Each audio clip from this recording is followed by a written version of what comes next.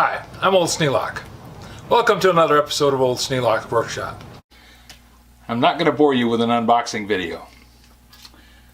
I went to Tractor Supply and picked up a Metal Man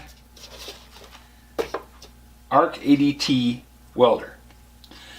Now this one has a couple of features that I really like. One, it plugs into 120 volts, requires a 20 amp circuit.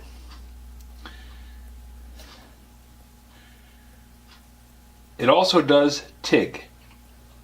Besides being very portable, it's about the size of the average lunchbox. It also is a DC welder.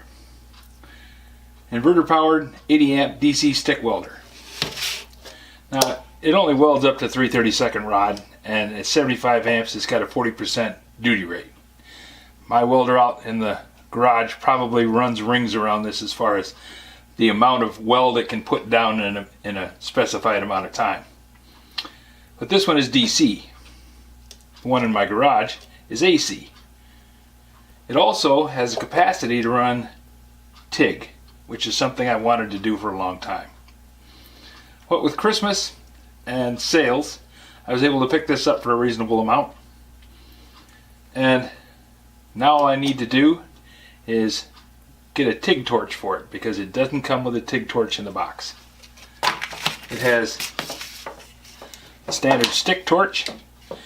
It's small and not very robust. Real short cable. But when you consider that this thing is so small, you can weld with this thing hanging off your shoulder.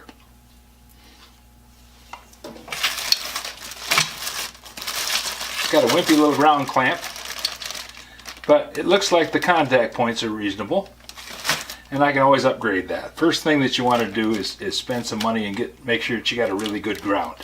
If this won't clamp tight enough onto your product, then either clamp it down or remove the cable and bolt it to something that will clamp down, because the ground is the place where you fail. Probably going to have good contact between the stick and the stinger. You're probably going to have good contact between the cable and the welder, but it's that joint between the ground clamp and the part that is usually the place where you lose amperage. When you lose amperage, you end up with spotty welds, sticking rods. So now I'm going to go to metalmangear.com and see if I can buy a TIG torch for it. I did some preliminary looking at Amazon and eBay, and I didn't find anything that just excited me. So now I'm going to go to metalman.com, now that I'm home and can use the laptop with a full-size screen, and see if I can find anything out.